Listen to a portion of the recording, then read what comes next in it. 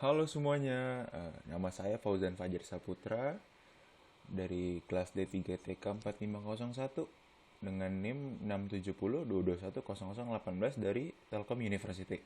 Kali ini saya akan menjelaskan mengenai tentang cara merakit komputer. Yang pertama, apa saja sih bahan-bahan alat-alat yang diperlukan gitu untuk merakit sebuah komputer? Yang pertama itu ada sebuah monitor.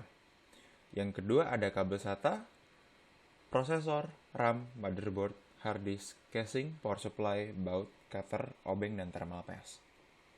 Oke, langsung saja kita ke langkah yang pertama. Jadi yang pertama itu adalah memasang prosesor. Memasang prosesor sendiri itu caranya dengan memasukkan ke dalam soket yang berada pada motherboard itu sendiri. Pertama kita tuh harus membuka klepnya yang ada di sebelah sini. Lalu kita tarik tuasnya ke atas, lalu kita buka. Gitu. Pastikan ketika kalian ingin memasang lock segitiga ini, setelah memasang prosesor, selanjutnya kita adalah memasang RAM. Memasang RAM sendiri, kita tuh perlu menyamakan soketnya, gitu. Di sini ada yang panjang dan ada yang pendek. Pastikan kalian tidak terbalik, oke? Nah, nanti sekiranya ketika kita sudah memasang RAM-nya, kurang lebih akan jadi seperti ini. Lalu selanjutnya adalah pemasangan baterai CMOS. Pemasangan baterai CMOS itu mudah sekali gitu. Kalian langsung saja memasang baterainya gitu ke tempat yang ada pada soketnya ini di motherboard. Lalu pastikan kutub positif berada di atas seperti gambar seperti ini. Oke, selanjutnya itu adalah pemasangan heatsink. Nah, kita ambil kipas heatsinknya gitu. Lalu sebelum kita pasang ke motherboard gitu, pertama-tama yang kita lakukan adalah memberikan thermal paste. Tujuan di sini adalah untuk mempermudah pengantaran panas dari prosesor ke kipas heatsink ini sendiri gitu. Lalu kemudian kita pasang kipas heatsinknya, kita kencangkan bautnya.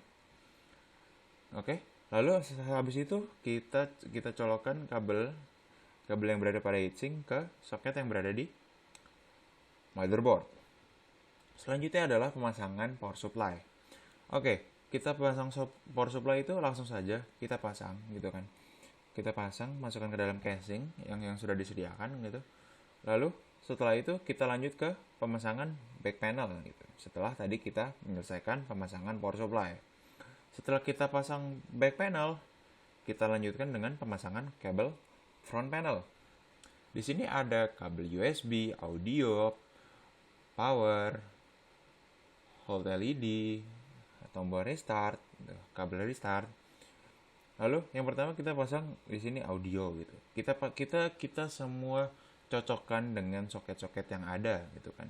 Lalu juga pemasangan front panel USB gitu.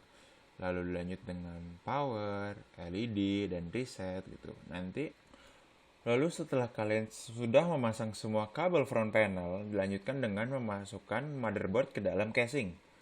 Oke, selanjutnya setelah kita masukkan gitu ke dalam casing dan sudah semua bagian motherboard dibaut supaya kencang dan tidak lepas gitu. Lalu kita memasang kabel power supply. Lalu selanjutnya setelah kita meletakkan motherboard ke dalam casing yang sudah disediakan, kita lanjut memasang kabel power pada power supply gitu kan. Nah, setelah kita memasang kabel power supply gitu, kita juga pasang gitu kabel-kabel yang lainnya ke motherboard. Selanjutnya adalah pemasangan hard disk. Kita langsung saja memasang hard disknya ke tempat yang telah disediakan. Lalu jangan lupa setelah itu kita memasang power kabel dari power supply dan kabel SATA. Nanti kurang lebih hasilnya akan seperti ini gitu ketika kabel SATA-nya sudah terpasang. Oke, selanjutnya itu ketika kita semua sudah selesai gitu, kita rapikan kabelnya menggunakan kabel tis.